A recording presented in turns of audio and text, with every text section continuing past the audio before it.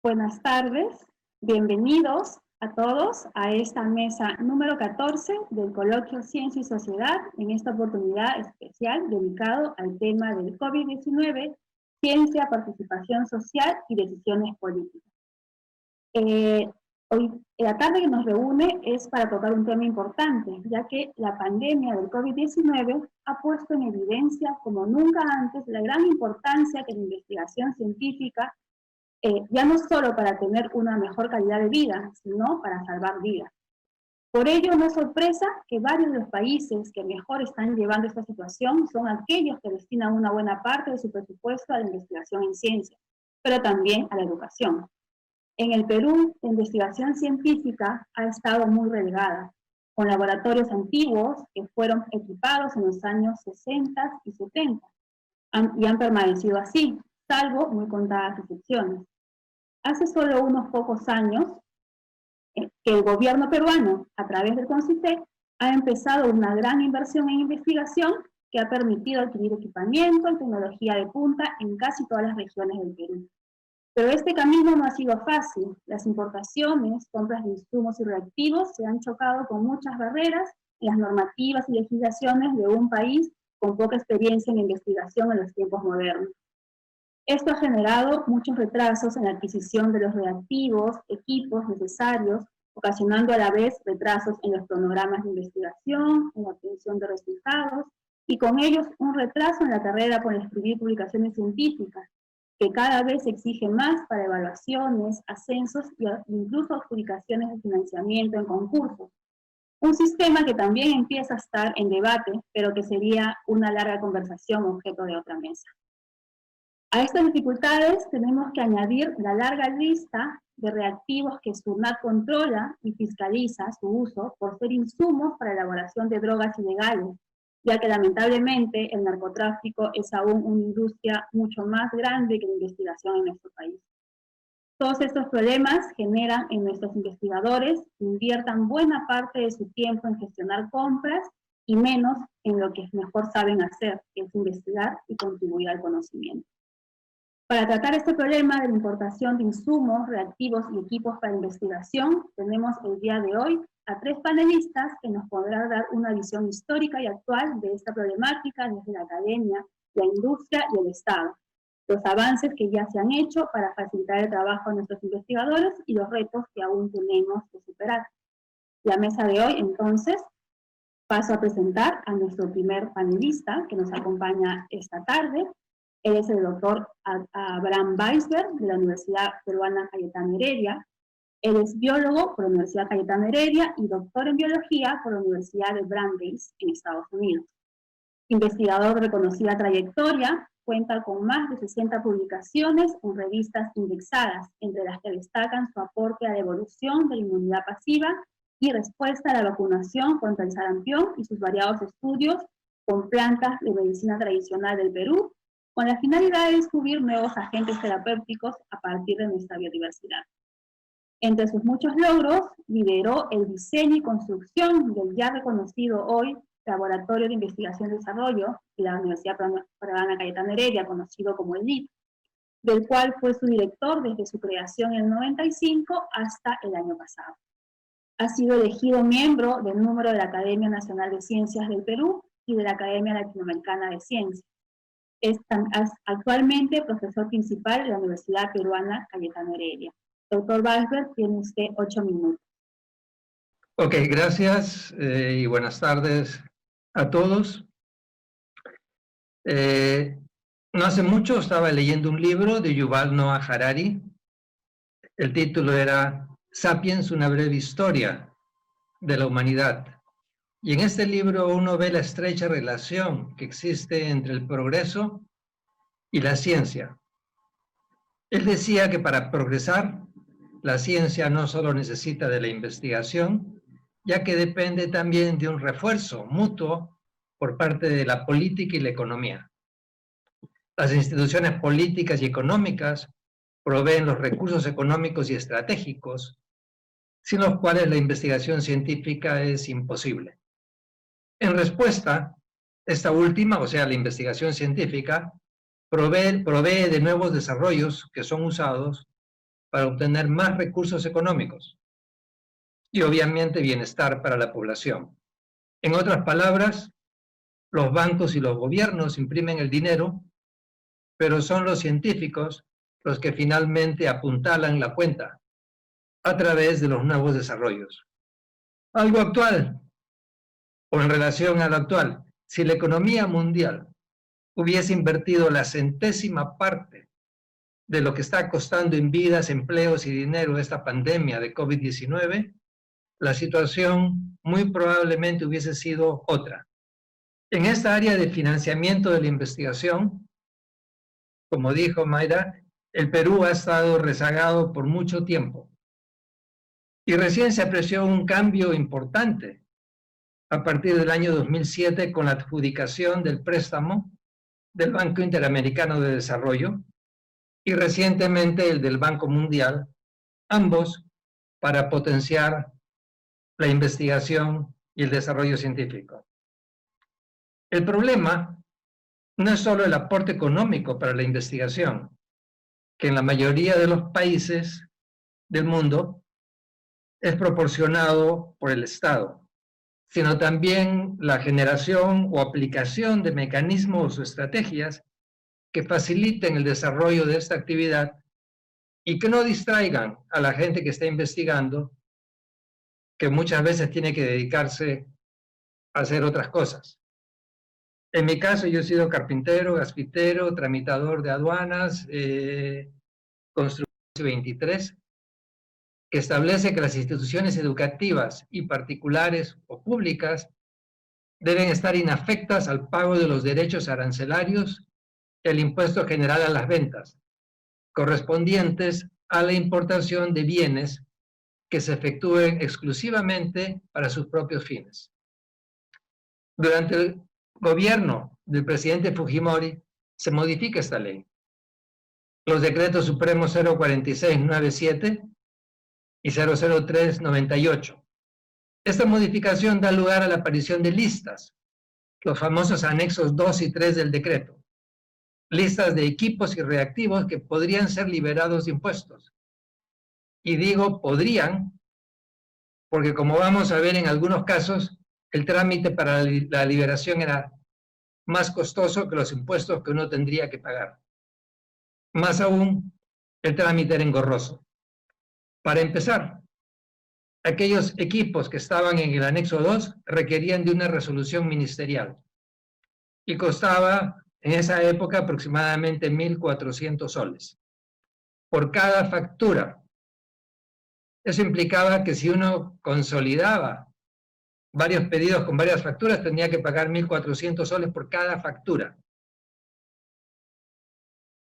Y aquellos equipos que estaban en el anexo 3 requerían de una resolución suprema. Imagínense, el presidente tenía que firmar. Y costaba aproximadamente 2.646 soles por factura.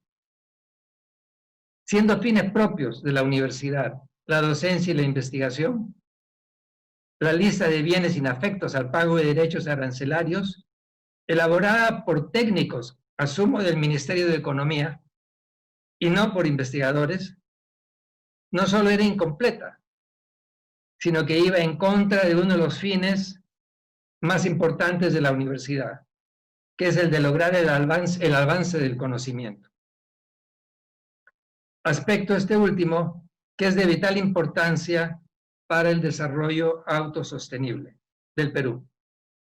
Esta lista era restrictiva, porque dificultaba la investigación en ciertas áreas que requerían de equipos que no estaban contemplados en la lista y cuyos costos resultaban prohibitivos debido al incremento por el pago de los derechos de importación. Asimismo, nos colocaba a los investigadores peruanos en desventaja con respecto a investigadores de otros países, en donde los equipos y fondos para investigación eran mucho más accesibles. En otras palabras, el Estado no solamente no financiaba la investigación en esa época, sino además como colocaba piedras en el camino a aquellos que conseguían fondos en el extranjero para lograr el desarrollo en el Perú.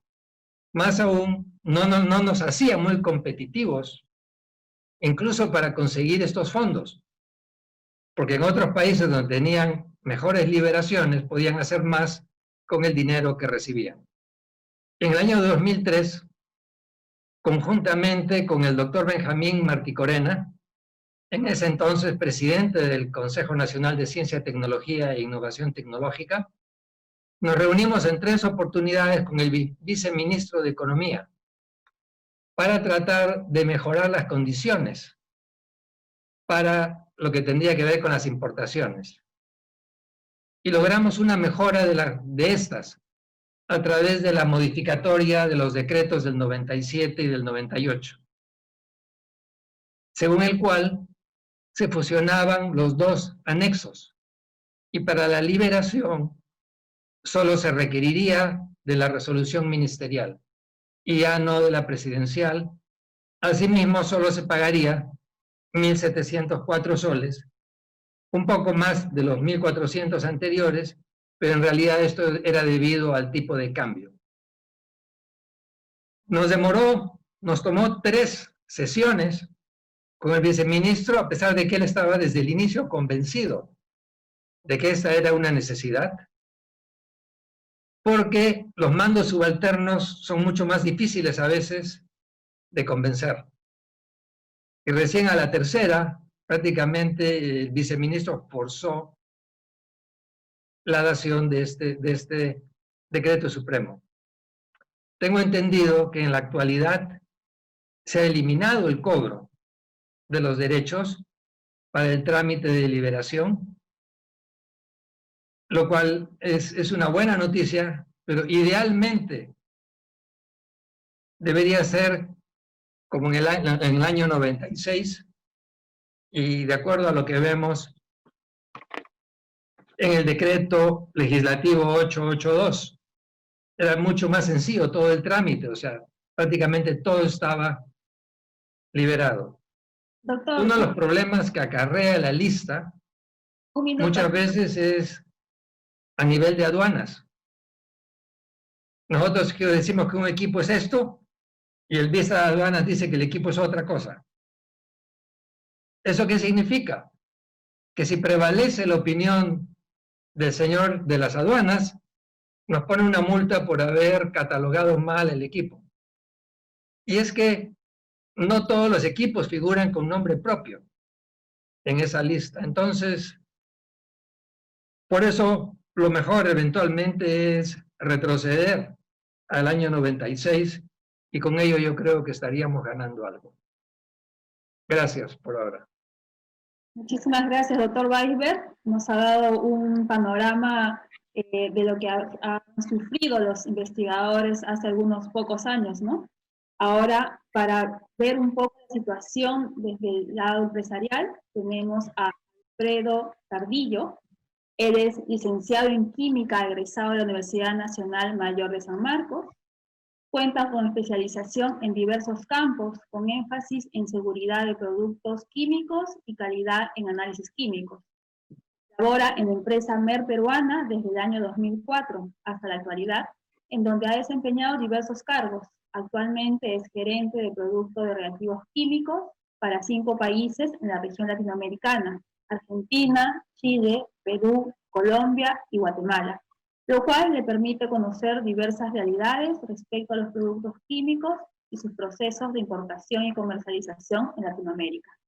Bienvenido, Alfredo. 8 minutos, por favor. Gracias. Ante todo, buenas tardes. El agradecimiento al CONCITEC por la invitación a participar de esta mesa. Bueno, efectivamente, hoy en día esta pandemia ha evidenciado los graves problemas que ya se tienen en el país con respecto al desarrollo de la ciencia y la tecnología. Esto simplemente tenemos que tomarlo como una gran oportunidad para mejorar lo que hoy en día tenemos y poder ir hacia adelante con mejores visiones, ¿no? Si nosotros queremos visualizar cuáles son las problemáticas que tenemos hoy en día para el área de la ciencia, con respecto a la importación de equipos y de productos químicos o en general para la ciencia, para las investigaciones, tenemos que separarlo en 2 campos. Uno que tiene que ver con el punto de vista comercial y otro que corresponde al punto de vista legislativo. El punto de vista legislativo, muy bien mencionado por el doctor Abraham, tiene muchas aristas y uno puede convertirse hasta en abogado para poder aprender todos los detalles que piden las normas hoy en día para manipular los productos, ¿no? En el punto legislativo tenemos los insumos químicos fiscalizados, que hoy en día es un dolor de cabeza hacer investigaciones con algún producto químico fiscalizado por los permisos, licencias y demás, pero no solamente es la única. Hay muchas otras normas que van conexas a esta y que de alguna manera también impiden la labor de la investigación. Por ejemplo, podemos ver algunos productos que son considerados precursores de explosivos, que son regulados por SUCAMET, o algunos productos como materiales de referencia, como pesticidas, que son regulados por SENASA, que también tienen regulaciones que hoy en día no son aplicables a la realidad nacional y que limitan claramente el proceso de investigación. Básicamente estas regulaciones están más enfocadas a un trabajo a nivel industrial e impedir el mal uso de estos productos, y estamos de acuerdo con ello, pero tiene que haber una diferenciación al momento de que el producto, que en cantidades menores, va a ser utilizado para un proceso de investigación o de desarrollo tecnológico. Es acá donde se tiene que buscar que el Estado promueva y facilite el uso de estos productos para la investigación. Por ejemplo, si yo quiero hacer una investigación sobre pesticidas para alguna industria, tengo la limitante de no poder importar los materiales de referencia, los estándares de pesticidas, ¿no?, de manera formal a nuestro país, a ingresarlos, porque tengo que cumplir con muchos requisitos. Esto me obliga a mí a utilizar productos de la calidad no adecuada como grado técnico, y eso me obliga a su vez a bajar el nivel de calidad de mi investigación. Es fácilmente identificable cuando un producto va a ser utilizado con fines de investigación y desarrollo tecnológico y cuando va a ser utilizado para fines industriales. Esto debería marcar una diferenciación muy grande, para que de esa manera a los investigadores se les permita trabajar de una manera más tranquila y sin tanta burocracia. Podemos mencionar muchas otras normativas que hoy en día nos afectan, como por ejemplo el manejo, la manipulación y la importación del etanol, que es una necesidad enorme, y vemos que muchas empresas hoy en día se ven dificultadas en poder trabajar con este producto, desde el transporte hasta la importación del mismo. Entonces, esta oportunidad nos va a permitir a nosotros abrir los ojos y solicitar a las personas encargadas de esto, nuestro Congreso, de poder cambiar estas normativas y darle un ámbito mucho más claro, sobre todo para aquellos casos donde vamos a desarrollar investigación. Ahora, podemos hablar también de la parte comercial. Es harto conocido por nosotros de que el presupuesto para investigación en el Perú es bastante pequeño, ¿sí? Pero esto, además de ser un problema, se agrava cuando nosotros caemos en la atomización de los presupuestos. Entonces vemos que muchas instituciones reciben un presupuesto pequeño y a su vez con ese presupuesto pequeño se subdivide en muchas líneas de investigación y cada una le queda un porcentaje muy pequeño para poder iniciar su investigación en sí. ¿Esto cómo se afecta comercialmente? Cuando nosotros hablamos del proceso comercial, tenemos que entender de que el Perú, en su mayoría, no es fabricante de ninguno de nuestros productos. Siempre hablamos de la importación del mismo. Y cada importación tiene todo un proceso y todos sus gastos, desde el transporte, pagos arancelarios, documentos aduaneros, entre otros. Si yo tengo muchos pedidos, 100 pedidos para el mismo estado, y cada uno paga los impuestos, el flete y todas las tasas que tiene que pagar para ingresar al país, estoy incrementando enormemente los costos. Lo ideal sería que esto se pueda juntar en una sola compra única, o en 2 o en 3, pero en compras mayores, para que de esta manera funcione de una mejor manera. ¿Qué sucede en la Argentina? En la Argentina las universidades han adquirido una metodología importante, que es trabajar con bodegueros o drogueros, como le dicen ellos, que son personas que tienen un almacén que puede administrar todos estos productos y son los encargados de suministrar a los investigadores y a los docentes de cada una de las facultades de la universidad. Esto ayuda muchísimo a tener no solo un mejor control desde el punto de vista legislativo, sino también nos permite que se pueda concentrar la compra. Y así se reduce muchísimo, tanto los tiempos como los costos, porque tengamos en cuenta que muchos de los productos que se tienen que importar a esta parte del mundo, del lado de Europa o de Estados Unidos, vienen por una vía marítima, que suele tener de 40 a 45 días en el mejor de los casos, y muchas veces, para el Perú, podría llegar a ser hasta 60 o 70 días. Si tenemos la suerte de que estos productos no caigan en aduana en Canal Rojo, lo cual significaría muchos días más para poder proceder con su desaduanaje. Entonces tenemos que tener en cuenta que es muy importante que nosotros, ¿sí?, podamos empujar de que esto se trabaje de una manera distinta. Vamos a desatomizar los presupuestos. Juntemos los presupuestos de tal manera que podamos nosotros de esta forma tener compras mucho más centralizadas. Ahora, es importante también que nosotros empecemos a evolucionar en la parte legislativa y podamos de alguna manera migrar a las normas internacionales que están vigentes, como pueden ser el sistema globalmente armonizado, que es una norma internacional que hoy en día se rige en todo el mundo y por muchas marcas, y que lamentablemente en el Perú todavía no se ha asumido como tal. Por lo tanto, esto es una limitante. ¿Por qué? Porque esta información facilita los procesos de importación. Esta norma lo que hace es brindar toda la información con respecto a la manipulación y seguridad de los productos químicos. Entonces, los embarcadores de estos productos ya conocen estos pictogramas y estas normas, y por lo tanto es mucho más fácil poder identificar los productos y qué medidas de seguridad se requieren para ello. Cuando un país, como en este caso el Perú, ingrese a este tipo de normativa, vamos a poder nosotros facilitar todo el proceso de importación. Esto es realmente importante, así como también asumir las normas de transporte como el libro naranja, que hoy en día no está correctamente normado en nuestro país, por lo tanto también es una dificultad para hacer todo el proceso de transporte. ¿Sí? Gracias. Muchísimas gracias, Alfredo. Nos has dado un buen análisis de todavía los retos que tenemos por superar y sobre todo un buen ejemplo de Argentina, que creo luego tomaremos. También tengo algunas dudas al respecto de, algunas consultas, mejor dicho, al respecto de las droguerías en Argentina, ¿no? Ahora déjeme presentar a nuestra siguiente panelista. Ella es Ana Gabriela Sobarzo, profesional en ciencias biológicas, con 10 años de experiencia en temas de gestión de la investigación, gestión de la propiedad intelectual y transferencia tecnológica. Cuenta con experiencia en la elaboración de planes de transferencias e identificación de tecnologías susceptibles de patentar y transferir desarrolladas en los proyectos de investigación. Ha sido la encargada de la administración y gestión del hatchery, que es la sala de cría de moluscos en ambiente controlado que la Universidad de Concepción poseía en la localidad de Chaco, en Chile. Es actualmente subdirectora de Innovación y Transferencia Tecnológica del Consejo Nacional de Ciencia, Tecnología e Innovación Tecnológica. Bienvenida, Gabriela. 8 minutos, por favor.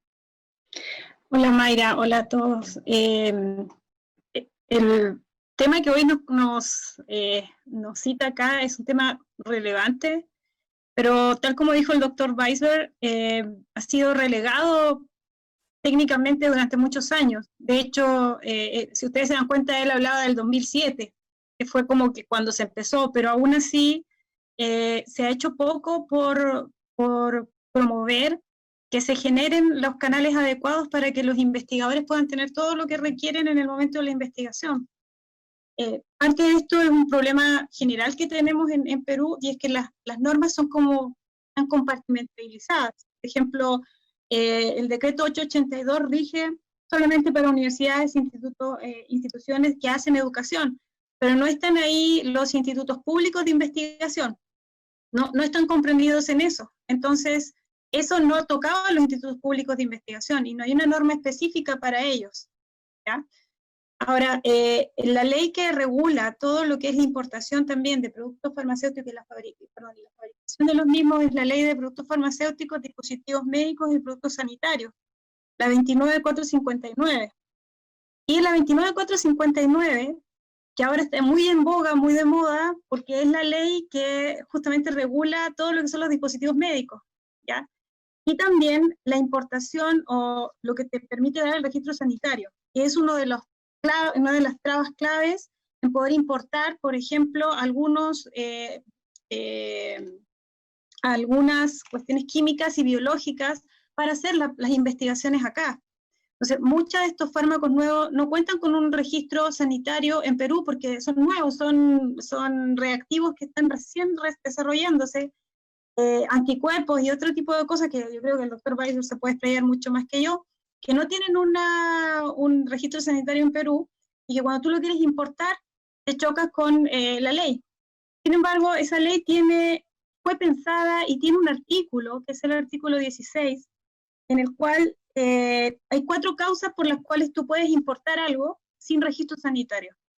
Las voy a leer las 4, me voy a centrar en 2, pero para que vean que existe el articulado en la ley, y una de las leyes más importantes. El problema es que en el reglamento no es tan clara. Entonces, tenemos la ley, pero no tenemos el reglamento, porque nunca se pensó que Perú iba a poder desarrollar esto y que iba a poder hacer estas importaciones. Entonces, uno es que el artículo 16 de la 29.459 dice uso en situaciones de urgencia o emergencia declarada. Tenemos efectivamente una emergencia declarada, lo que significa que si yo necesito importar un anticuerpo o un biológico para hacer o desarrollar pruebas de diagnóstico, tratamientos, entonces debería poder hacerlo sin que me solicitaran mi registro sanitario, ¿ya? Para fines exclusivos de investigación y capacitación. Sin el estado de emergencia, nosotros deberíamos poder traer todos estos productos sin mayor problema, lo cual Alfredo y Abraham sabrán que no es así. O sea, nunca se ha aplicado directamente el artículo 2. El COVID nos ha permitido sentarnos con las autoridades y en un trabajo en conjunto empezar a encontrar estos pequeños cosas que no están reguladas, porque ustedes sabrán que es mucho más fácil regular una ley que hacer una ley nueva. Entonces, y Alfredo hace así, porque en realidad es mucho más fácil plantear reglamentos adecuados que decir, oye, vamos a cambiar la ley 29, vamos a hacer una ley nueva. Entonces eso no lo necesitamos poder importar estas cosas ahora y poder desarrollar la investigación. Sobre todo nosotros estamos tratando de que los proyectos COVID-1 que hemos financiado como Concitec y los que vienen ahora, que vienen de la segunda convocatoria, tienen un lapso de operación de 3 meses cada uno, entonces ustedes comprenderán que no pueden pasarse 3 meses tratando de importar un reactivo, tienen que tener el reactivo ahora, ¿ya? La otra es prevención y tratamiento individual y situaciones de salud pública. Por lo tanto, el artículo 16 tiene un gran marco de operación, o sea, puedes operar en para la investigación, para la emergencia declarada o las situaciones de salud pública. En este caso, el 1 y el 4 están más que justificados, ¿ya? Sin embargo, cuando uno empieza a revisar qué viene después de esta ley marco, dónde puede tocar la puerta, ahí te das cuenta de que caen en 2 reglamentos que efectivamente no reglamentan adecuadamente la investigación. Entonces, y cuando tú además bajas al TUPA, que es lo que le cobran a los investigadores, cuando el investigador quiere traer un dispositivo médico nuevo, que no tenga registro sanitario, un biológico, un medicamento o algo que no tenga registro sanitario y quiere traerlo por investigación, lo van a tratar como si tuviera registro sanitario y le van a pedir una serie de cosas que eventualmente no va a tener y además va a tener que pagar 2.700 soles. Lo cual es como, imagínense, nosotros le pasamos dinero a nuestros investigadores en el COVID-1 y ese Estado le tiene que pagar al Estado para que haga un proceso estatal. Entonces, esto lo estamos tratando de coordinar con el INS, con IGENIC, para de alguna manera empezar a ver cómo se pueden hacer estos cambios sin necesariamente cambiar la normativa, sino hacer que la normativa se adapte realmente y entienda que el proceso de investigación, que ya lo indica acá, que es especial, por eso lo pone en este artículo, en sus reglamentos posteriores, sí sea dable. Porque mucha de la importación de las cosas nuevas pasan por este reglamento porque sí o sí te van a pedir un registro sanitario. Y si es algo nuevo, no lo vas a tener. O sea, a todos los problemas que comentaba Alfredo o el doctor Weisberg, se suma también esta ley que es la que controla justamente muchas de las cosas que se importan. Y muchas de las cosas que se importan efectivamente para poder desarrollar procesos de desarrollo de fármacos biológicos nuevos de última generación, todo lo que es dispositivos nuevos también. O sea, si tú quieres traer un dispositivo, un ventilador que, por ejemplo, no tenga una autorización, si no cumple con tener su registro sanitario, no lo vas a poder importar. O sea, no lo vas a poder traer, ¿ya? Entonces, y así una serie de otras cosas. Entonces, esta ley es una ley que nosotros ya estamos bajo una lupa. Lo interesante es que sí contempla la investigación y capacitación, lo que quiere decir que las universidades también podrían ampararse bajo este decreto y no bajo el 882. Entonces, una de las cosas que estamos viendo con Concitec es la idea, o se mejora esto, o se propone una ley específica de exoneración tributaria para investigación. Pero eso son palabras mayores porque ahí se tiene que trabajar tanto con Minedu, con MINSA y además con el MEF. Voy a retomar el caso de Argentina porque no solo lo que contó él, sino que Argentina tiene un registro en el cual el CONICET le da un sellito, y si el CONICET le da un sellito, ese sellito, que tiene un TUP, han tenido un trabajo muy interesante en Argentina de años, con ese sellito les hace mucho más fácil la transición y no tienen que pagar ciertas costas aduaneras. Entonces nosotros estamos proponiendo, oye, ¿qué pasa si Concitec le pone el sellito? No está mintiendo, te está haciendo un proyecto de investigación, ¿ya?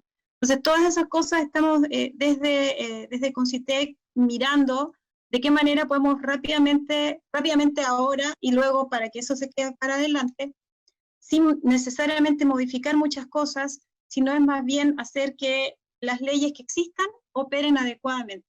Eso es un poco lo que estamos trabajando desde Concitec. Muchísimas gracias, Gabriela. Vamos a empezar una segunda ronda de 5 minutos cada uno. Doctor Weisberg, tiene usted la posta por 5 minutos. Lo que quería decir es, voy a contar algunas experiencias interesantes en relación a importaciones, aranceles. Uno de los profesores de la universidad en una oportunidad importó ratas de laboratorio. Cuando las ratas llegaron al terminal, al aeropuerto, había un problema serio. En el arancel no existían las ratas. Así que, ¿qué cosa le pusieron? Ganado en pie.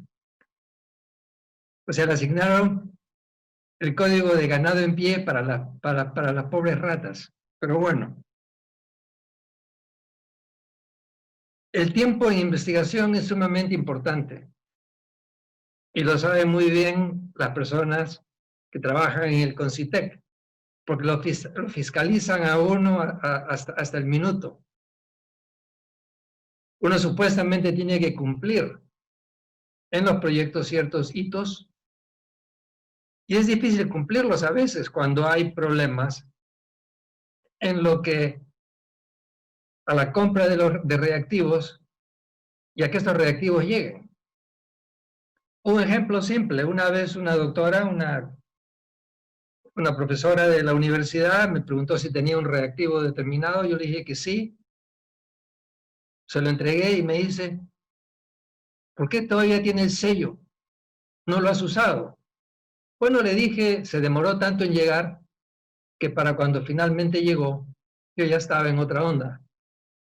Ya se me había ocurrido otro experimento.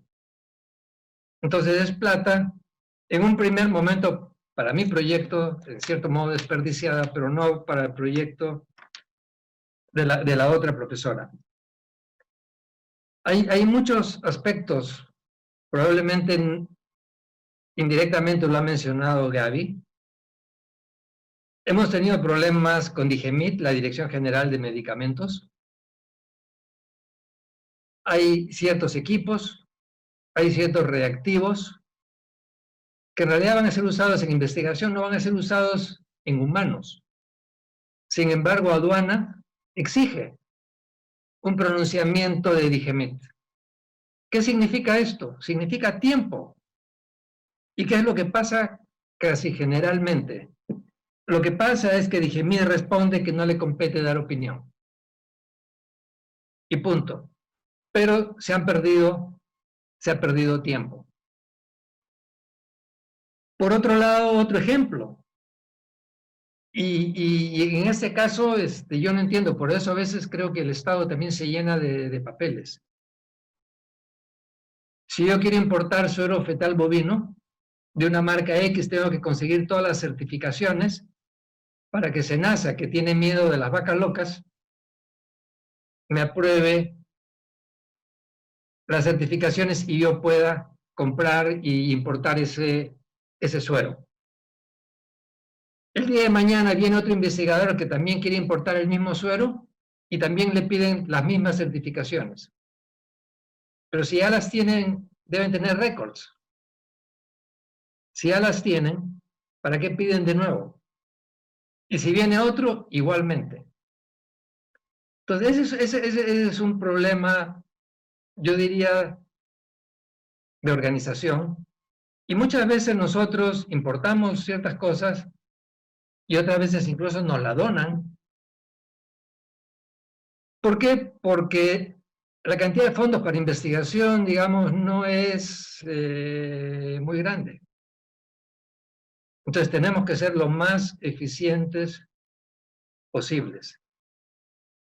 En estos momentos, y algo mencionó Gabriela, yo formo parte con otros profesores de diferentes universidades de una comisión de innovación del Ministerio de Salud y estamos tratando de colaborar en la medida de nuestras posibilidades para tratar de resolver ciertos problemas relacionados con esta pandemia que es en realidad sumamente seria para el Perú. Nos interesa, por ejemplo, que los laboratorios de investigación, que tienen el equipamiento que en investigación todo el tiempo hacen PCRs, puedan ayudar en todo caso a los institutos nacionales de salud. Pero obviamente para que esto ocurra, tiene que haber cierto tipo de flexibilización de las normas. O sea, no nos interesa obviamente contaminar a todo el mundo, pero no nos pueden exigir que tengamos 4 áreas o 3 áreas completamente separadas, porque no somos un laboratorio de diagnóstico, al menos comercial. Entonces, obviamente uno tiene que tener todos los cuidados, pero uno debe flexibilizar los reglamentos para poder realmente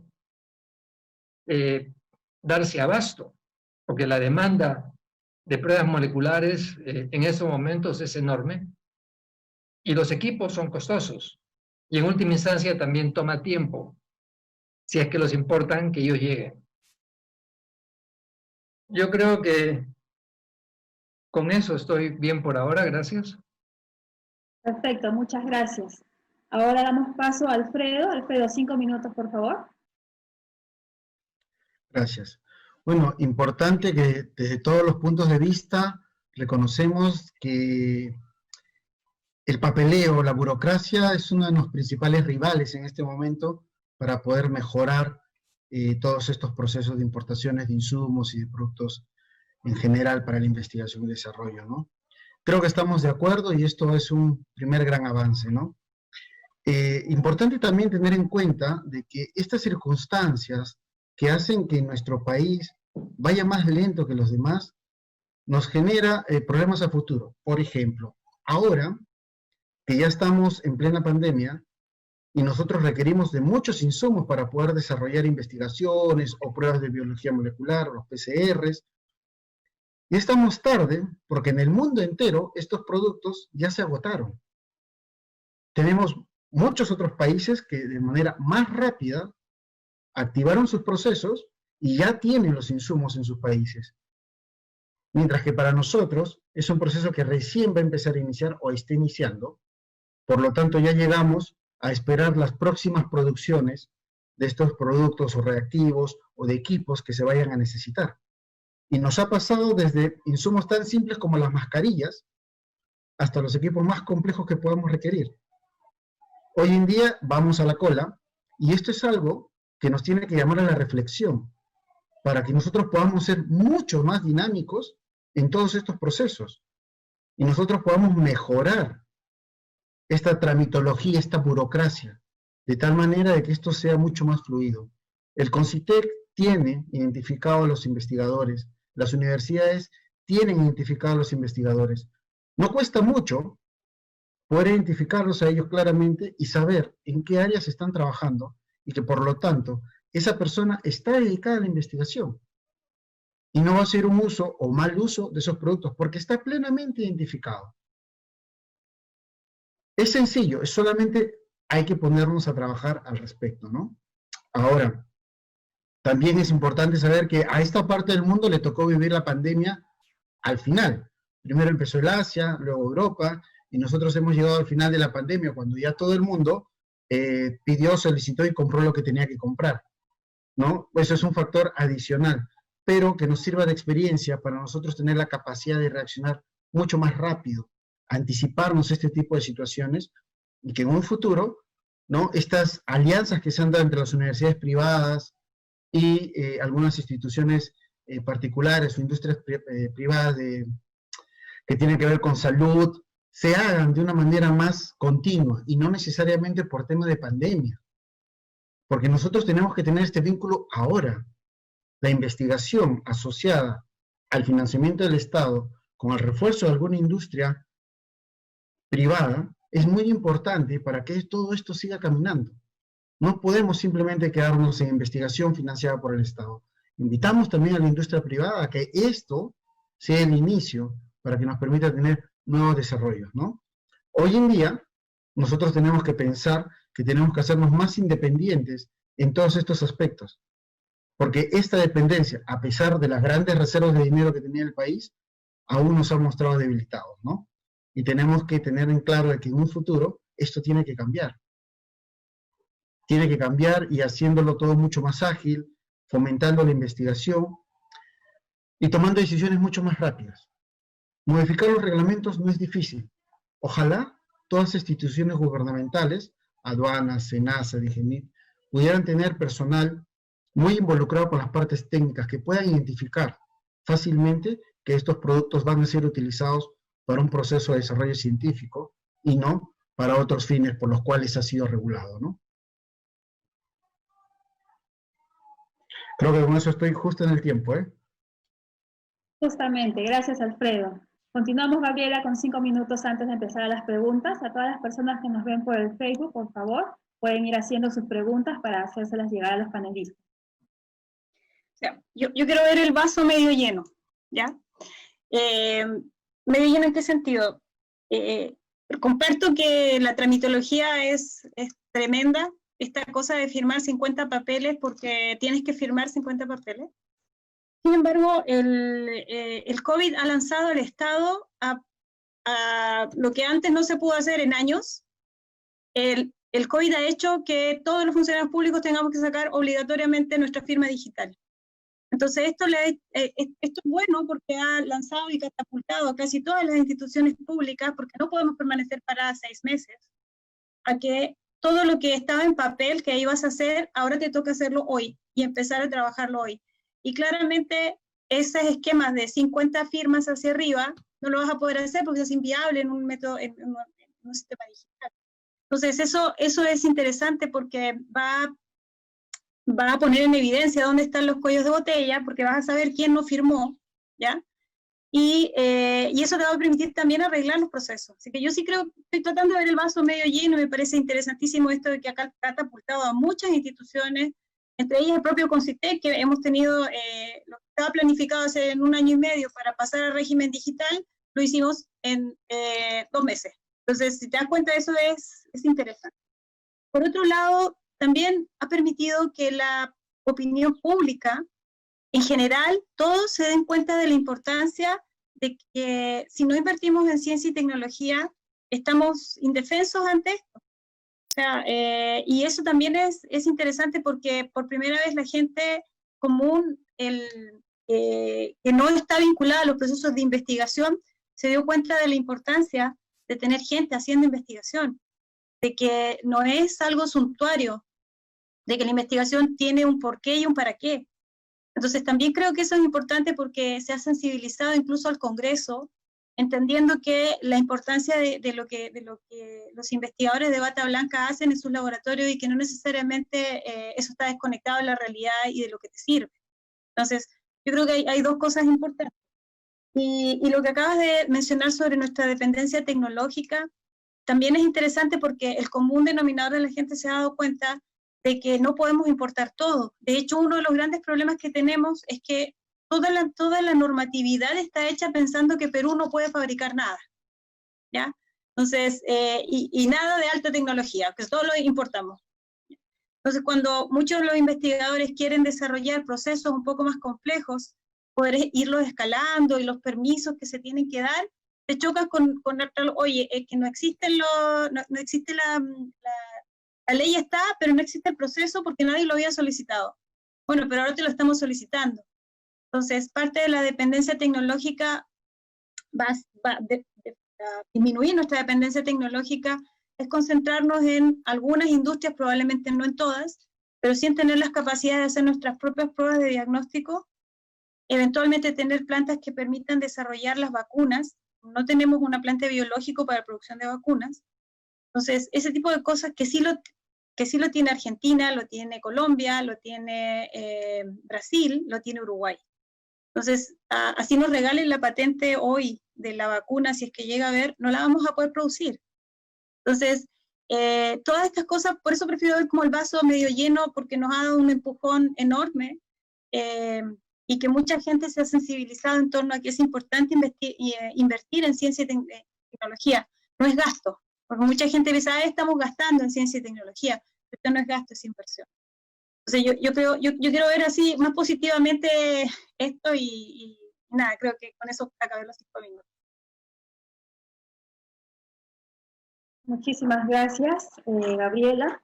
Ahora me gustaría hacer 2 preguntas. Empezamos con una que va sobre todo, bueno, quiero empezar comentando que, bueno, yo he visto en otros países, en Europa, específicamente cuando yo estuve haciendo mi estancia doctoral, que, por ejemplo, la universidad donde yo estaba tenía un complejo que hacían, me parece lo que dice Alfredo que hacen en Argentina, ¿no? Una universidad donde ellos hacían una compra grande y luego ellos como que les subvendían a cada uno de sus laboratorios y eso les daba un margen de ganancia con respecto, de negociación, mejor dicho, en precio y en todas estas cuestiones. Como que ellos tenían un propio almacén y podían, claro, de los principales productos reactivos que le hacían pues bajar tremendamente los costos, los tiempos, ¿no?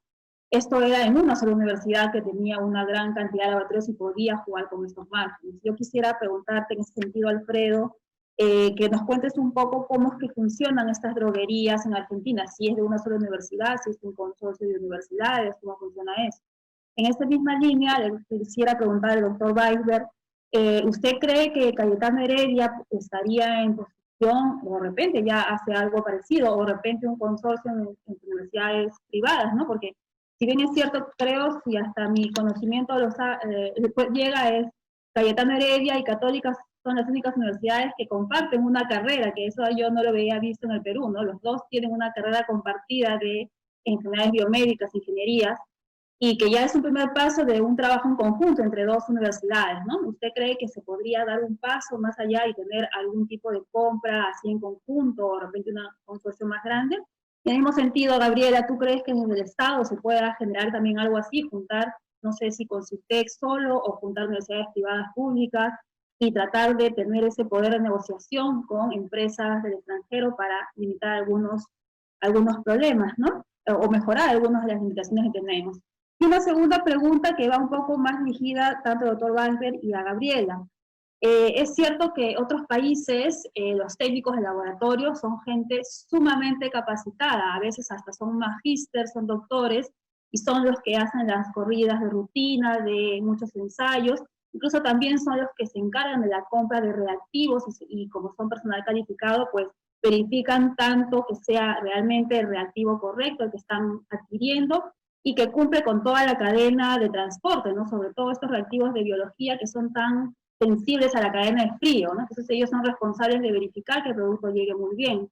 En el Perú, sobre todo la Universidad Peruana, donde yo me formé, bueno, los personal de logística que compra los reactivos lamentablemente son los mismos que compran las carpetas, las hojas GON, las computadoras, y no tienen mucho conocimiento del cuidado que necesita un reactivo químico, biológico, en investigación.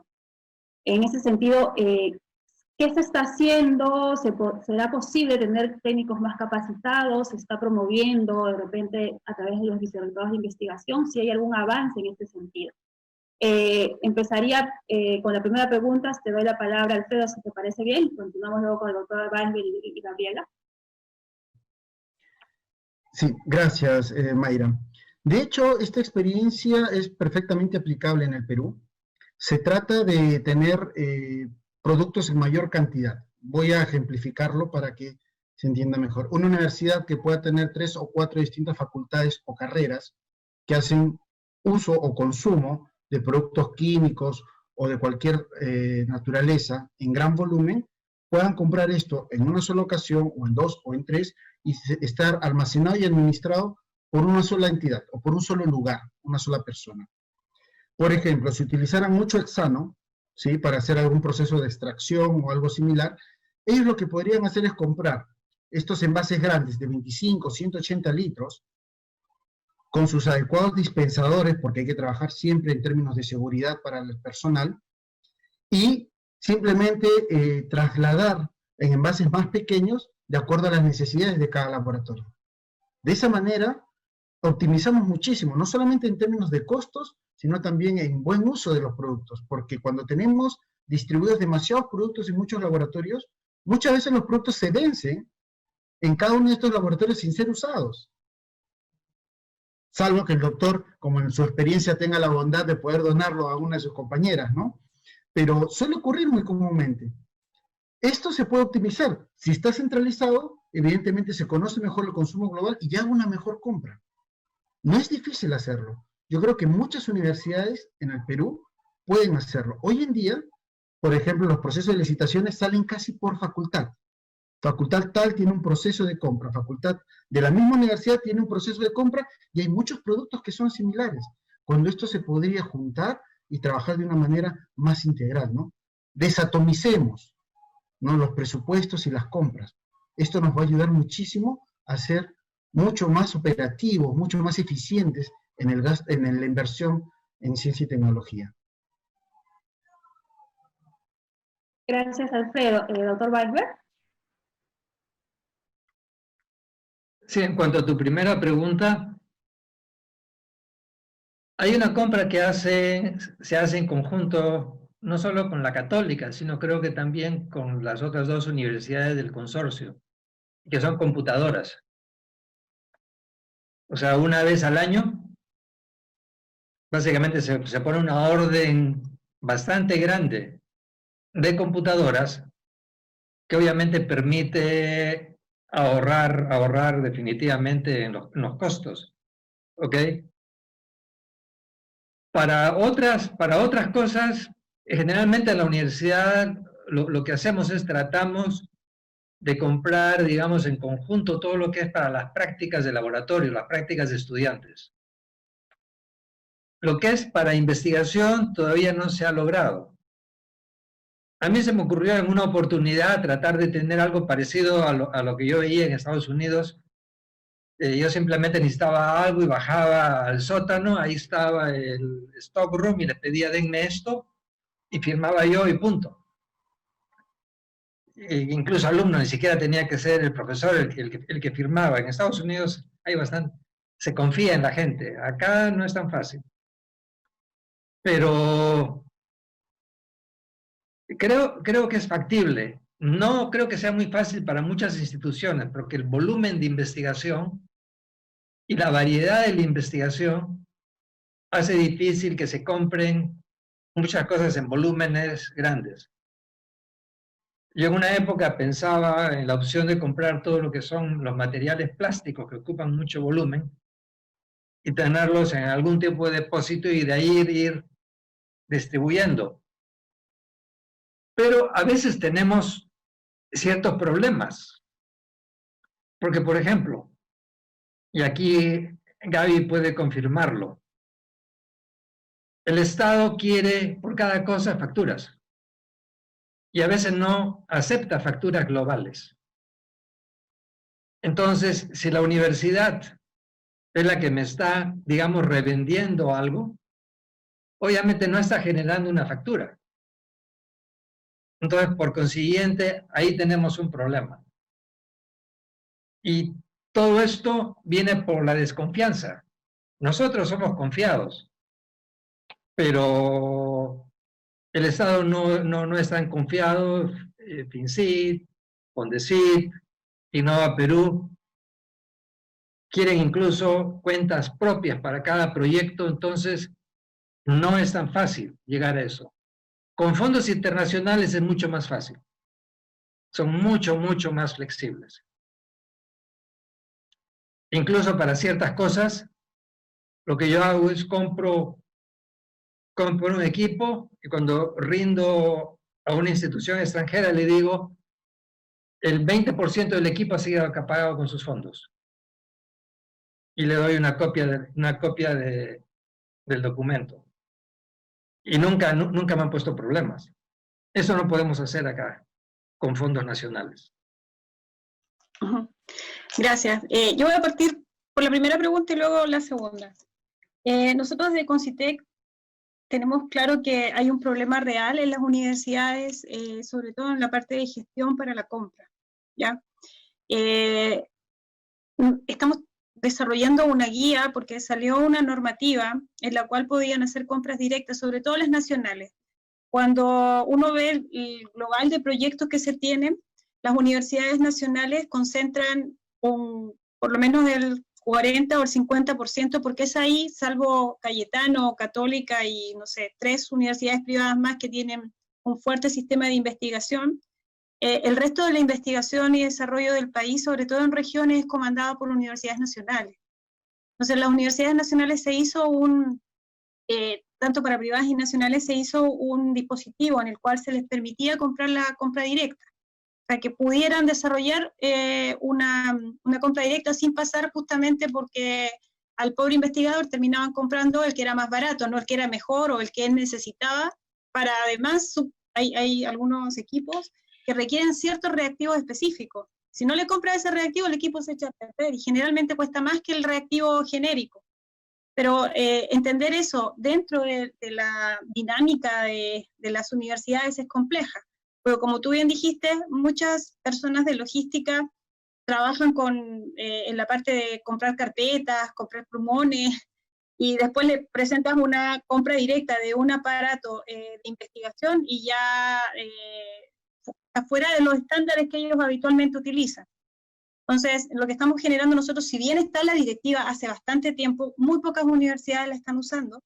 Lo que estamos haciendo ahora es crear como que un manual de uso de esa directiva, donde se les pueda entregar a cada universidad, a cada rector, vicerrector, y ya sea el vicerrector administrativo o el jefe de la parte de compras, para que puedan utilizar eso y se puede utilizar la compra directa.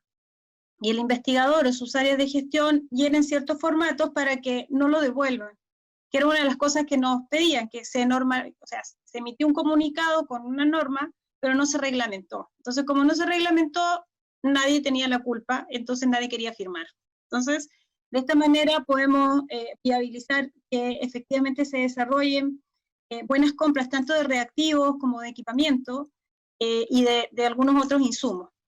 Ahora, con respecto al personal mismo, nosotros dentro de Concitec estamos considerando el pago de técnicos y el pago de investigadores en formación. O sea, dentro de todos nuestros esquemas financieros sí está puesto que se tienen que pagar técnicos, se tienen que pagar también profesionales en estado de formación. Tenemos considerado montos para tesistas de pregrado y tesistas de posgrado, entendiendo que se tiene que generar una cultura y un desarrollo permanente, para que puedan, y es verdad que en otros países los técnicos que utilizan, se llaman entre comillas técnicos, pero son investigadores igual, altamente capacitados, y que además permiten que el propio sistema de laboratorios se mantenga. Pero también me gustaría hacerles recordar una cosa. Muchas de las universidades públicas que tienen los equipos en algunos momentos no los han podido usar porque no habían investigadores para poder usar los equipos, o sea, se compraron y no se usaban, pero en otras se usaron y no hay plata para poder reponer lo que se gastó. Entonces también estamos tratando de desarrollar algún instrumento que nos permita o les permita a las universidades justamente hacer la reparación de los equipos. La reparación o el mantenimiento, que a veces sale mucho más económico hacer un buen mantenimiento que comprar un equipo nuevo. Todas esas cosas estamos viendo, y con respecto a la sinergia, lo que nosotros estamos tratando de promover es que se hagan sinergia entre universidades que estén más desarrolladas en procesos de investigación, o ciertas áreas de investigación con otras universidades de regiones, porque no podemos pensar que Lima, y solo Lima, es la que va a poder desarrollar. La única forma es descentralizarnos y poder generar las capacidades de investigación en las universidades regionales que atiendan las demandas de investigación de las cadenas de valor regionales. Entonces, para eso tenemos que fortalecer las universidades en todas las regiones del país. ¿Sí? Gracias. Gracias, Gabriela. Bueno, aquí hay otra pregunta también con respecto a las donaciones, que a veces laboratorios tienen ofrecimientos de donaciones de equipos que todavía están en muy buen uso, pero que de repente ya salen del uso de otros países, y los investigadores pues se frustran porque no es fácil traer un equipo, aunque sea usado. Entonces, en ese sentido, de repente usted, doctor Weisberg, con toda la larga experiencia que ha tenido en el LID, tendrá algunos comentarios de alguna mejora que haya visto en estos últimos años. Y de repente, Gabriela, si tienes algún comentario, si se está haciendo alguna gestión, de repente también para aprovechar donaciones en ese sentido. Bueno, no había respondido tu segunda pregunta, que era en relación a quienes ponen, en cierto modo, las órdenes de reactivos y equipos. Generalmente, al menos en Cayetano, lo hace el investigador. O sea, generalmente cuando yo voy a comprar algo, yo les digo tanto de tal cosa, de tal marca. ¿Por qué? Porque uno trabaja con lo que conoce. Y a veces uno incluso puede comprar un equipo que es más caro, hay otra marca que es más barata, pero uno ha trabajado muchos años y sabe cuál es la confiabilidad de un equipo determinado. Eso en cuanto a esa pregunta. Y en cuanto a las donaciones, uno de los grandes problemas a veces con las donaciones es asegurarse, y sobre todo si hablamos de equipos sumamente costosos, asegurarse que estén funcionando. Porque ¿qué cosa es lo que ocurre? A veces una universidad en extranjero da de baja un equipo y el equipo puede pasar a veces 2 o 3 años en un almacén. Y te lo donan y no funciona. Y la pregunta es, ¿cuánto cuesta repararlo? Y en otras situaciones, se ha dado caso de equipos que son donados a una institución y después esa institución simplemente lo transfiere a una segunda institución y en el trayecto se pierde parte. Nos pasó una vez con una ultracentrífuga y se perdió el rotor, pero el rotor cuesta $20,000.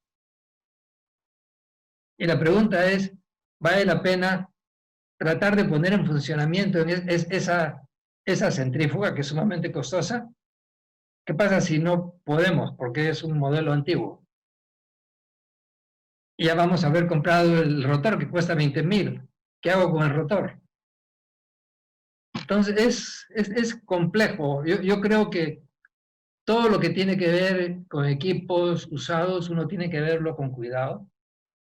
Hay muchos a los que sí le va bien. No hace mucho, uno de los laboratorios en el LID consiguió un donativo sumamente grande de equipos usados, pero todos ellos, o la mayor parte de ellos, están funcionando. Y los trámites, bueno, siempre hay trámites. Sí, bueno, desde Concitec nosotros no estamos trabajando en ninguna normativa específica para donación de equipos, es un punto interesante. Nosotros ahora estamos mucho más enfocados con el Banco Mundial en lograr por lo menos entre 10 y 20 laboratorios completamente equipados para lo que requieren investigar, porque esa era una de las metas del proyecto. De hecho, lo primero que lanzamos fue justamente equipamiento, y ahora vamos a lanzar, o estamos en el proceso de integrales que también incluía un equipamiento, pero también estamos tratando y ya se levantó el primer mapeo de los equipos que existen en el país, porque es necesario saber dónde están los equipos, no duplicar equipos. O sea, no es porque yo quiero mi equipo, sino el equipo tiene que ser operado por un solo laboratorio, pero debe servir a mucho más que un solo laboratorio o un solo equipo de investigación. Entonces, se está levantando todo eso para luego poder tener una plataforma en la cual se pueda indicar dónde están los equipos y los equipamientos mayores, ¿ya? Plataforma similar a la que existe en Argentina o la que existe en Chile o en diferentes países del mundo, donde tú puedes verificar exactamente dónde está cada uno de los equipos. Pero es un tema interesante que deberíamos ver, como dice el doctor Weisberg, ahí interviene la SUNAT también, para que no te cobren los impuestos del valor del patrimonio que estás importando. Entonces, voy a pasar la pregunta también a la Dirección de Política, a mi colega, para que veamos si podemos incorporarlo dentro de alguno de los trabajos que se están realizando. Genial, Gabriela. Es interesante. Mayra. Sí, doctor. Yo estoy en desacuerdo con una de las cosas que dijo Gaby. Nos vamos a pelear, Gaby. Por favor, adelante. Yo creo que en ciertos equipos sí debemos duplicar, probablemente triplicar no. Pero duplicar sí. ¿Por qué razón? Porque cuando estamos hablando de un equipo sofisticado, también se malogran. Y si solo tenemos uno en el país, prácticamente toda la investigación que eventualmente lleva hasta ese equipo se paraliza por un tiempo. Entonces yo creo que sí, debemos tener duplicados, quién sabe triplicados, cuadruplicados no, pero para asegurarse de que lo que uno está haciendo no se detenga. En realidad, yo estoy seguro que tú estás pensando en lo mismo. No, nos referíamos a duplicado, por ejemplo, en una misma institución, en una misma facultad, y para los mismos propósitos, duplicado un equipo. Pero si son, de hecho, usted lo sabe también como yo, tenemos escasez de los equipos más importantes y más grandes. No puede ser que tengamos 2 o 3 confocales, deberíamos tener 10 confocales. Entonces, ese tipo nos referíamos más a que dentro de una misma facultad hayan 2 equipos que se estén usando para lo mismo porque no los quieren compartir. En realidad la duplicidad es por ahí, pero entendemos que aún falta equipar y faltan mucho los equipos grandes, y por grandes son grandes, de mucho costo dentro de las universidades y las instituciones públicas de investigación. Gaby, yo quiero felicitar este esfuerzo que está haciendo Concitec por tener un mapeo de todos los equipos que se tienen en el país y que pueden ser utilizados por investigación. Esto va a ayudar muchísimo a eliminar esta gran masa de equipos que se tiene, que como bien explicaste tú, nunca se usaron. Simplemente se entregaron los equipos y nunca tuvieron una productividad. Es importante también que las instituciones que realicen estas compras entiendan que no es solamente comprar el equipo, hay que destinar un presupuesto para su mantenimiento, y para su mantenimiento a largo plazo, mantenimiento tanto operativo como de los consumibles que este equipo va a requerir para su funcionamiento, ¿no? Ahí tenemos una gran valla que pasar. Ahí me sorprende mucho que en el Perú todavía no tengamos equipos de resonancia magnética nuclear, de hidrógeno, de fósforo, de carbono, los que necesitáramos, operativos y de buena calidad para hacer algunas investigaciones. Sé que estamos en camino en algunas universidades privadas con proyectos a obtenerlos, pero es importantísimo que se pueda empezar a pensar en grande, ¿no? Para poder fomentar mayor la investigación. No todos necesitamos tener uno, pero por lo menos 2 o 3, como es el doctor Abraham, es necesario.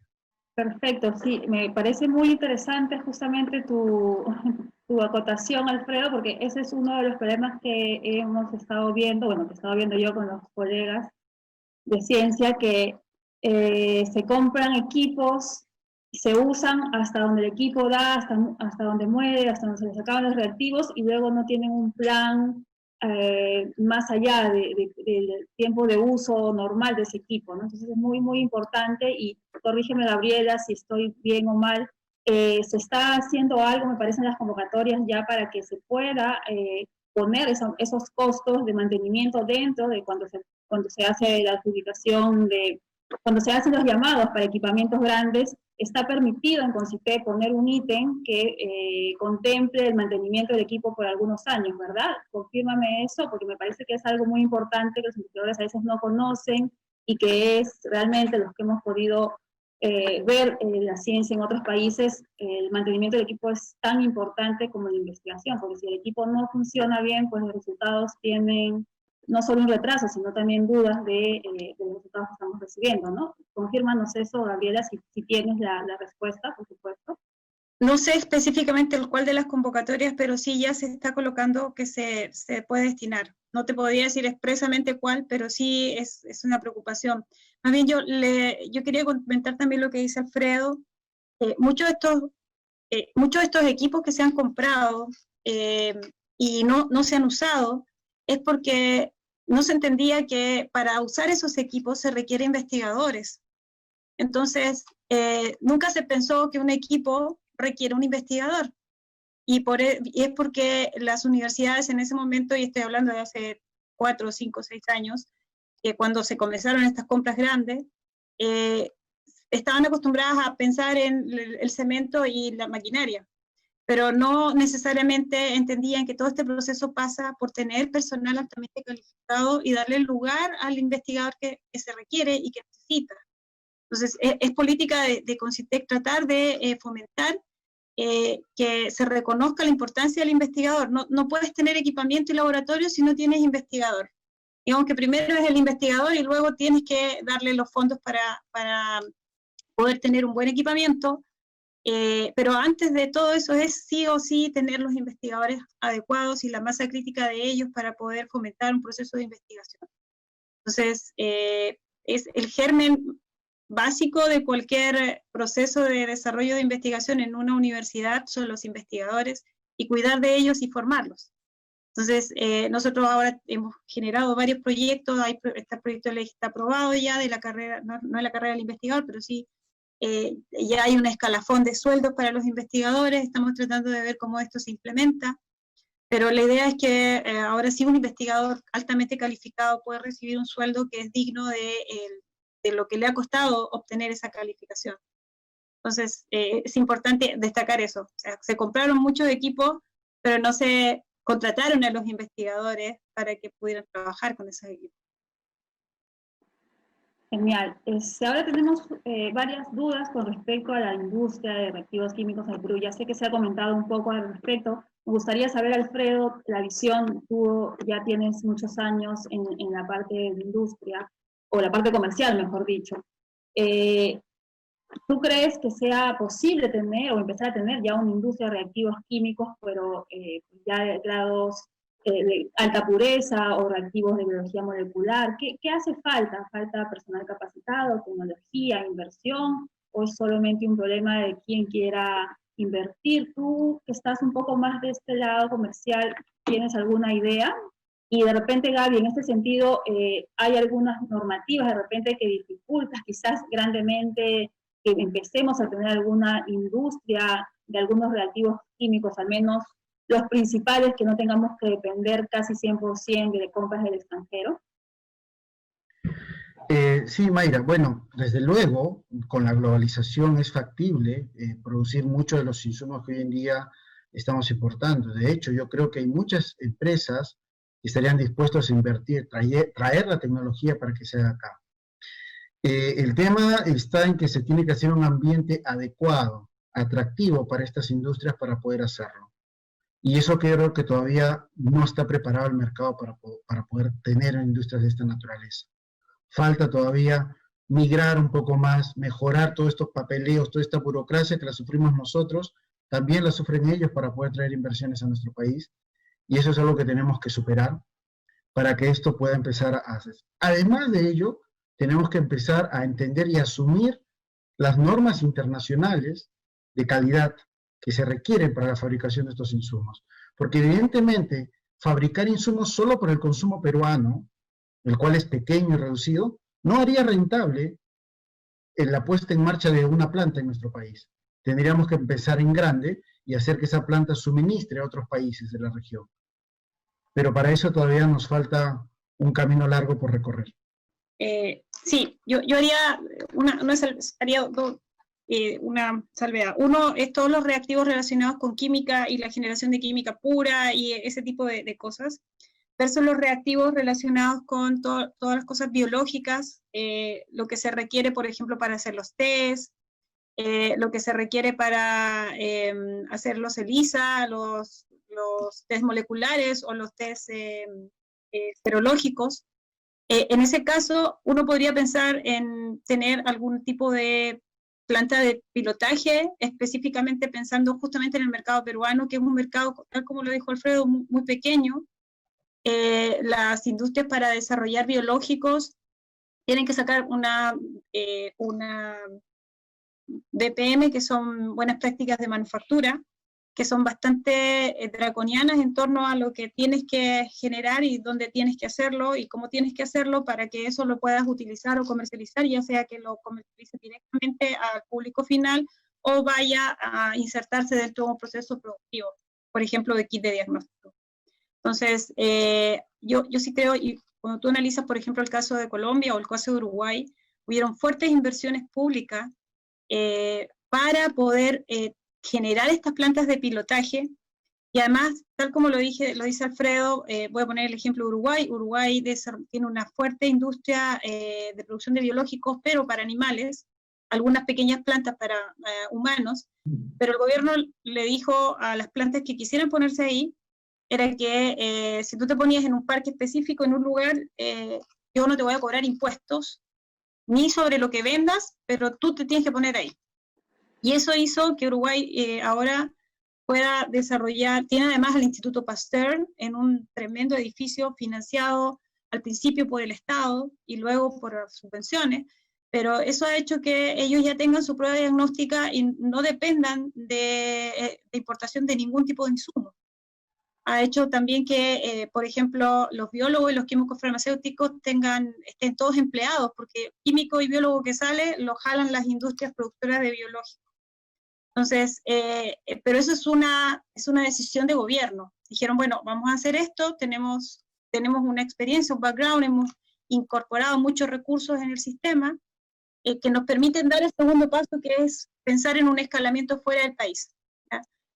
Distinto al caso de Colombia, que ellos tienen una empresa que produce biológicos mayoritariamente para animales, pero tienen algunas producciones de biológicos para algunas enfermedades desatendidas de Colombia.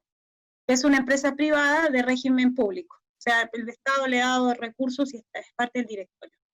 Ellos no pretenden exportar, pero sí pretenden suplir las necesidades que tiene Colombia.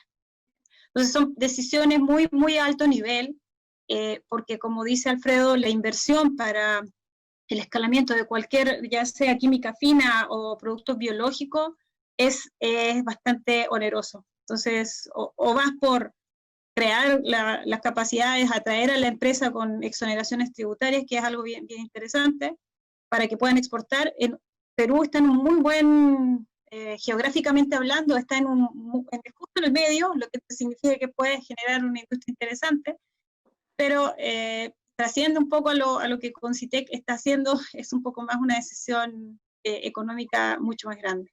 Genial. Ahora, bueno, tengo dos preguntas para uno o todos ustedes, los que tienen, para empezar la primera pregunta, de repente si tiene la respuesta o no, pero la hago porque me parece interesante. Si la OMS está controlando de alguna manera los reactivos, insumos y equipos para COVID-19, si es que lo saben o tienen alguna información. Y la otra pregunta es, ¿qué se puede hacer desde el Concitec, desde las universidades, o qué se puede proponer a la SUNAT para tratar de aliviar esta carga de la fiscalización que hace los insumos químicos fiscalizados, ¿no? Es realmente, ya ustedes lo han comentado, que es un dolor de cabeza para los investigadores de tener que reportar cada mililitro o cada gramo de un insumo controlado. ¿Qué recomendaciones se podrían hacer o si se está trabajando en algo para tratar de suavizar un poco? Sabemos que el narcotráfico hay que controlarlo, hay que combatirlo, pero está realmente afectando mucho la investigación. Entonces, ¿qué se podría hacer o qué se puede recomendar en este sentido? No sé, cualquiera de los panelistas quisiera empezar libremente. Yo no creo que la OMS esté controlando, ¿cómo se llama?, los reactivos que tienen que ver con esta pandemia. Yo creo que quienes probablemente están controlando es cada país, porque hay una variedad. Por ejemplo, el otro día ya vi una lista del FDA, que es Food and Drug Administration de Estados Unidos, que simplemente ha eliminado toda una relación de kits de diagnóstico que simplemente no se deben usar porque no reúnen las condiciones. Entonces yo creo que cada país lo está haciendo, y en algunos casos algunos países que no lo hacen simplemente confían en lo que ha determinado otro país. Ok, esa es una de las cuestiones. Y en cuanto a tu segundo punto sobre SUNAT, yo una vez le pregunté a uno de estos fiscalizadores que venían y querían que midamos exactamente cuánto había en la bendita botella de ácido sulfúrico, y obviamente yo no voy a agarrar ácido sulfúrico y ponerle una probeta para medir cuánto. Yo le decía, bueno, probablemente pueden haber algunos mililitros de diferencia. Entonces él me contestó, mililitros más mililitros hacen un montón. Yo creo que el problema principal es empezar a confiar en las instituciones. Porque no estamos hablando pues de usos masivos. ¿Cuánto puedo usar yo de ácido sulfúrico? ¿Cuánto puedo usar yo de un solvente en mi laboratorio? No es tanto. Y la verdad es que por fiscalizar esas pequeñas cantidades, probablemente están perdiendo de vista a los otros, que sí están trabajando con cantidades de galones. Simplemente es una recomendación que confíen un poco en las instituciones y bueno. Con respecto al control del OMS, yo tampoco tengo información de que algo así esté ocurriendo. Lo que sí sabemos, y es de conocimiento público, de que algunos países han priorizado el consumo interno antes de la exportación de estos productos, y ahí nosotros nos hemos visto afectados por ello, ¿no?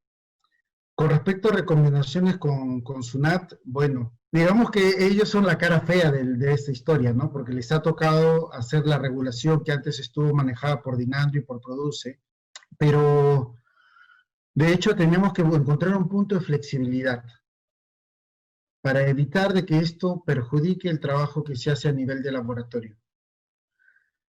El fiscalizar, como indicaba el doctor, miligramos o mililitros, o el no poder importar, por ejemplo, un estándar de un ácido graso que se puede utilizar para análisis de harina de pescados, porque están disueltos en hexano, que es un buen disolvente para este tipo de productos, pero no los importas porque son fiscalizados y tiene que tener permiso toda la cadena. El importador, el que vende, el que entrega y el que usa. Y eso dificulta mucho la utilización de estos productos. Tiene que entrar en un razonamiento lógico, ¿no? Con 1 mililitro de ese solvente, tú no vas a producir absolutamente nada si quieres derivarlo para fabricación de cocaína. De hecho, siempre se habla del trabajo hormiga, que te permite juntar muchas cantidades, pero tendrían que tener demasiado dinero, y juntar muchísimos estándares, que también es plenamente identificable y controlable, como para poder hacer eso. Ha habido mejoras claras, y yo cuento un poco la historia, porque cuando se inició este tema de la fiscalización de los insumos químicos, era curioso que se fiscalizaban los productos químicos que se usaban en laboratorios, pero no se fiscalizaban los de uso doméstico, como el ácido muriático, que es ácido clorhídrico, y tú ibas a un supermercado y lo encontrabas, sin ningún tipo de problema. Y de hecho, muchos de esos productos se derivaron a fines que no eran precisamente uso doméstico, ¿no? Eso ha ido cambiando y se ha mejorado en ese aspecto. Ahora nos toca mejorar hacia el otro lado. Vamos a facilitarle la vida al investigador, a aquel que hace trabajo de ciencia, para que no sea un problema utilizar estos productos. Sí, bueno, desde DPP, cortito, porque creo que quedan 2 minutos, desde la Dirección de Planes y Políticas de Concitec, sí tenemos es uno de los pendientes nuestros, lo estamos trabajando también para luego hacer una guía o proponer algún certificado, algún sello, de que dado que nosotros somos el ente rector, si tienes el sello Concitec y poder pedir antes, por ejemplo, cuál es la cantidad que se va a requerir desde el proyecto para que ya está certificado y entregues eso y te den la autorización. De esa manera se hacen las cosas más expeditas. O sea, Concitec toma la responsabilidad de poner ese sello. Entonces, sí tenemos, es uno de los grandes problemas que estamos tratando de ver, y efectivamente son mililitros. O sea, no hay, ¿qué será? 1 litro de hexano puro que están trayendo para algunas cosas específicas, y sí, se pierde por buscar las cosas chiquititas y estar con los investigadores, se pierden las cosas más grandes. Perfecto, muchísimas gracias a los panelistas, sobre todo por detectar los retos que todavía tenemos por resolver, y sobre todo también por informar las cuestiones que ya se están haciendo, y también pues, los retos que ya se han superado, ¿no? Creo que estamos hacia un avance para bien. Y quiero agradecerles, doctor Weisberg, Ana Gabriela, Alfredo, muchísimas gracias por dedicar este tiempo, por compartir sus experiencias, su conocimiento con todos los que nos están siguiendo el día de hoy. Antes de finalizar, solamente quiero recordarles o invitarlos al día de mañana, que tenemos la mesa número 15, dedicada a el tema de los aportes de la ingeniería y del urbanismo y su visión prospectiva. Estarán con nosotros Traida Alfaro, de la Universidad Andina del Cusco, el ingeniero Carlos Herrera Descalzi, decano nacional del Colegio de Ingenieros del Perú, y también David Ramos, el viceministro de Vivienda y Urbanismo. Y aprovechando que la comunidad científica posiblemente estén expectando esta mesa redonda del día de hoy, quiero comentar algunos avisos importantes. Concitec ha puesto a disposición la biblioteca virtual, donde se encontrarán más de 6.000 publicaciones científicas dedicadas al tema del COVID-19. También ha puesto en línea el Observatorio de Oportunidades COVID-19, donde se publican diversos llamados a concursos a nivel internacional para acceder a fondos de investigación del extranjero. Y también ha puesto el Observatorio CTI, el cual contiene una selección de documentos sobre gestión, programas, políticas y perspectiva tecnológica, así como otros principales observatorios, especialmente dirigidos a la comunidad científica y tomadores de decisiones. También recordarles que Concitec ya ha lanzado una segunda llamada a la comunidad científica peruana para que presenten sus propuestas al concurso de proyectos especiales, modalidad proyectos emergentes COVID-19, que ya en breve estará, me parece que a mitad de junio está cerrando ya esta convocatoria. Los detalles los pueden ver en las páginas del Concitec o del Fondecid.